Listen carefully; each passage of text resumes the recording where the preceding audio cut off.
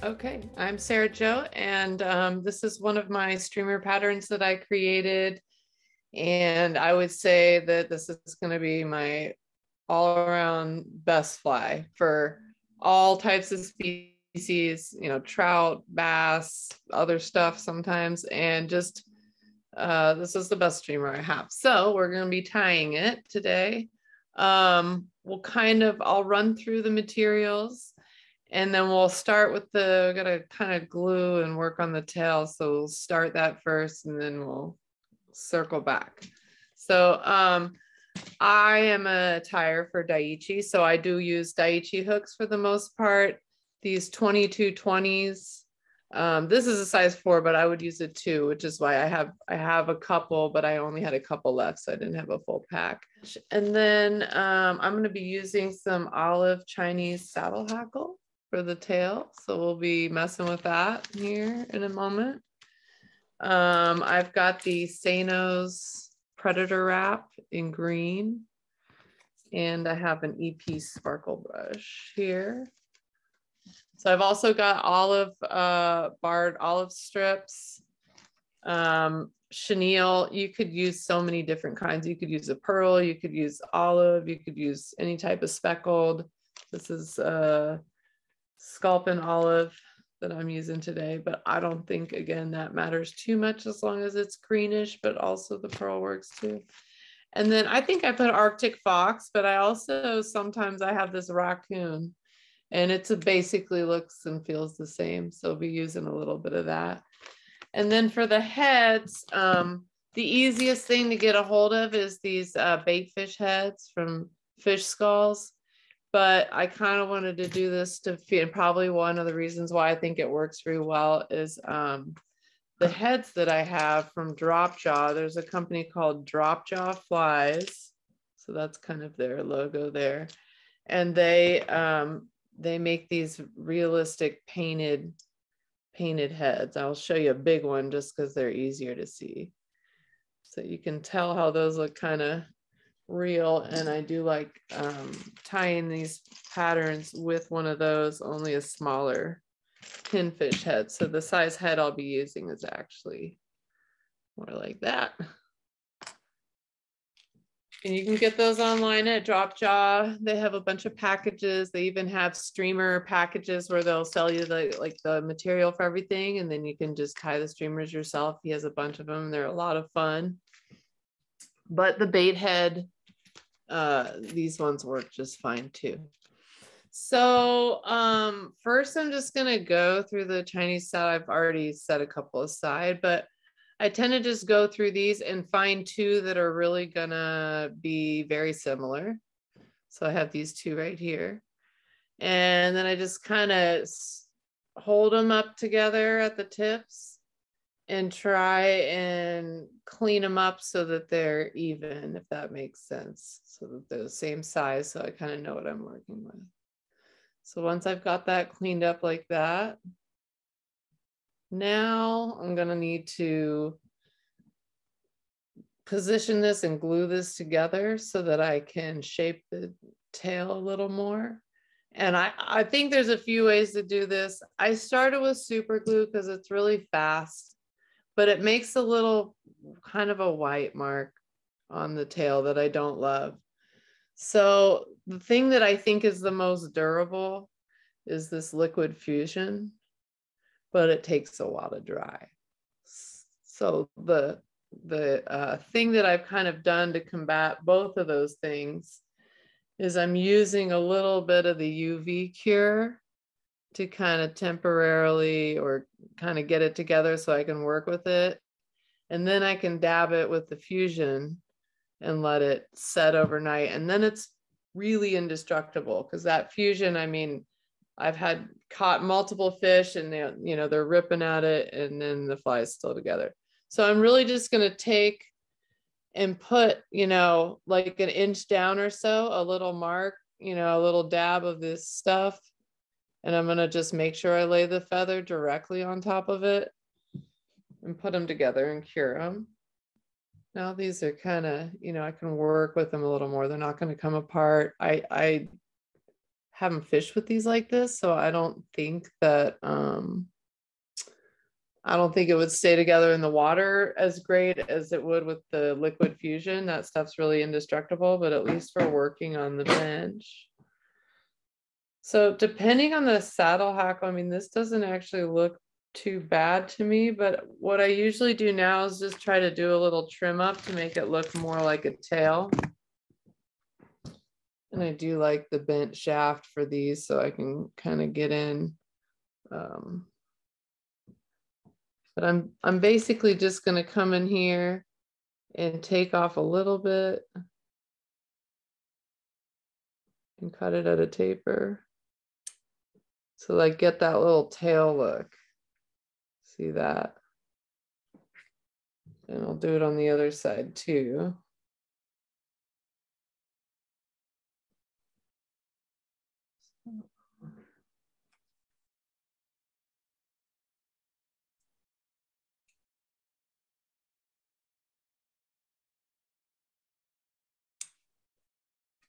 You can tell that it's just, I'll probably go a little lower on that one. So get more of that tail taper. And then on the end, we'll just come in and kind of take out a little midsection. Leave a little more of a spacing. Use my micro tips for that.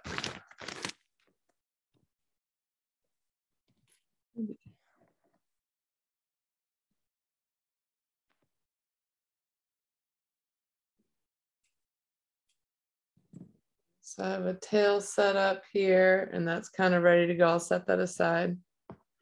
I'm going to dabble a little glue, so while we're doing the rest of the fly, it can really set in. And again, it's just the same thing we did with the clear cure.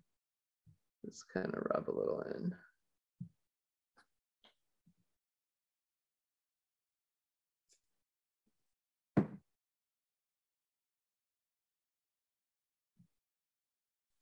All right, I'll let that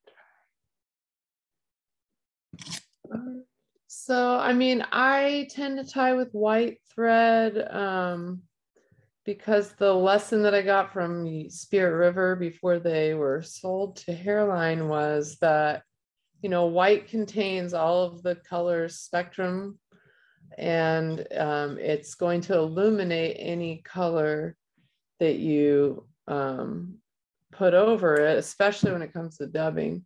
So I kind of keep that in mind, because if I'm tying with black and then I put olive on, I am inadvertently dimming some of that color. And, you know, visibility underwater, I mean, fish smell and feel vibration a lot further than they see. So it's kind of one of the, I don't want to diminish any of that, since it's already something that they don't do as well, you know, as like I said, smelling or feeling vibration.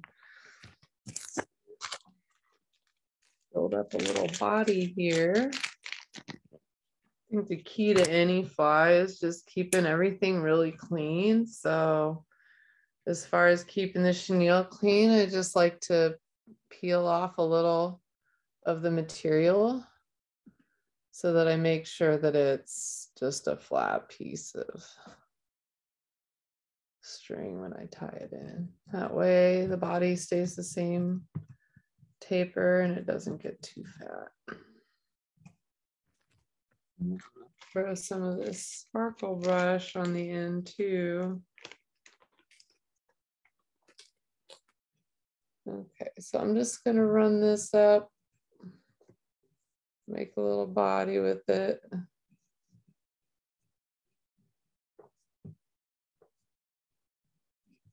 Just try and keep the same spacing between the white stuff in the middle, so it comes out the same.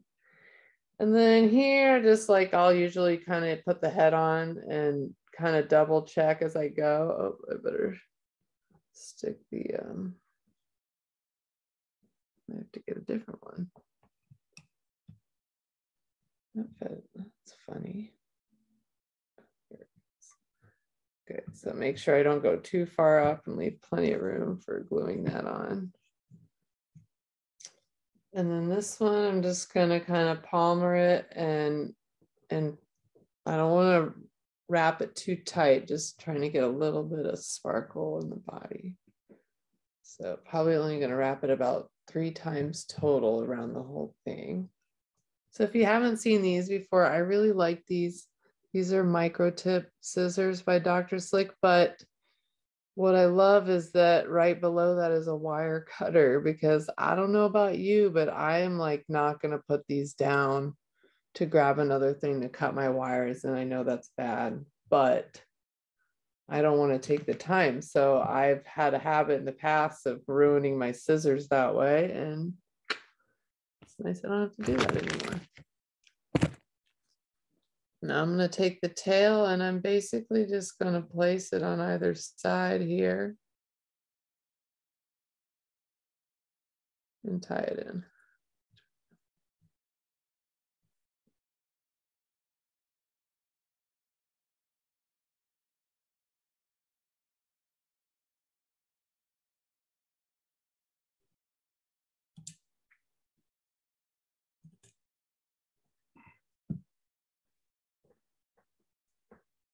So next I got the olive bunny rabbit.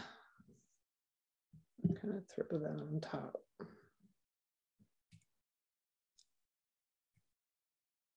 I mean, you can always take more off. So I usually start a little long, if anything.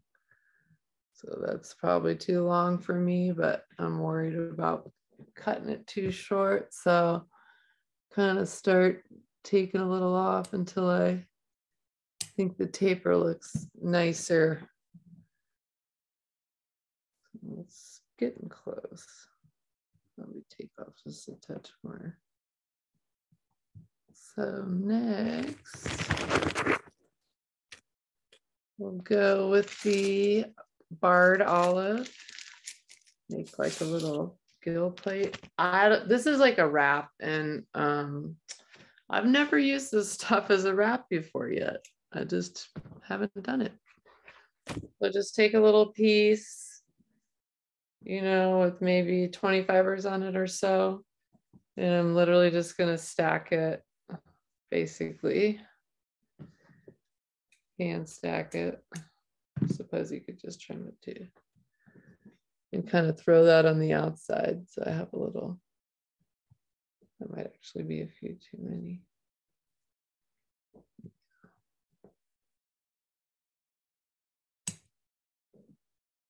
So, I mean, the last thing I'm doing here is just putting a little belly on this thing and then slapping the head on. So actually pretty easy.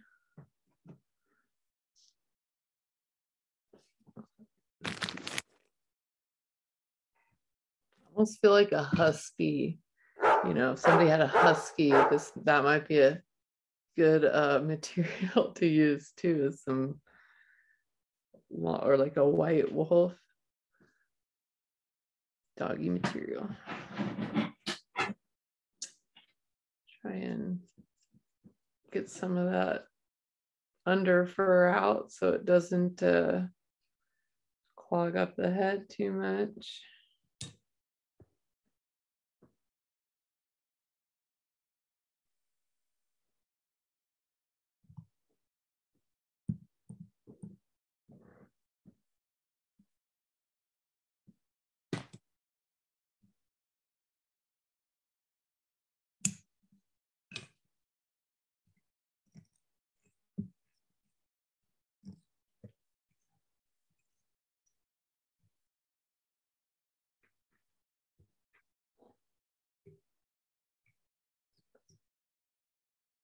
And I mean, that's kind of all there is to it. We got to glue a head on here. I think I might have to pick a different head too. So there's like with the bait fish skull. See that? You can end up, I'm not going to glue that one on because I'm going to glue the other one on, but you can end up just gluing some eyes on either side. And you have a pretty deadly streamer there. We'll glue one of the other heads on.